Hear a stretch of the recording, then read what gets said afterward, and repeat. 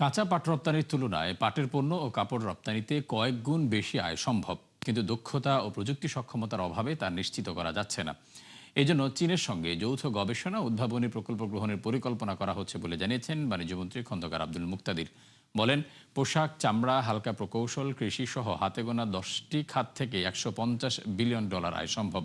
এজন্য নীতি সহায়তার পাশাপাশি গবেষণা ও দক্ষ মানব সম্পদ নিশ্চিতে কাজ করছে সরকার।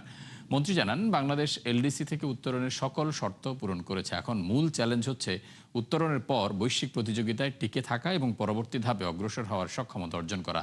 এজন্য শিল্প উন্নয়নে সরকার, বেসরকারি খাত ও একাডেমিয়ার মধ্যে ঘনিষ্ঠ সহযোগিতা গড়ে তুলতে চায়।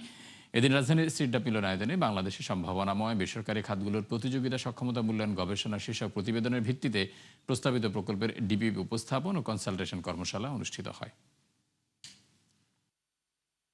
গত 15 বছরে যতগুলি প্রকল্প তৎকালীন সরকার হাতে নিয়েছে, এটার একটা সাধারণ চারিত্রিক বৈশিষ্ট্য, ক্যারেক্টারিস্টিক্স, প্রায় প্রতিটা প্রজেক্টই টাইম এসকেলেট করতে হচ্ছে, টাইম ওভাররান হচ্ছে।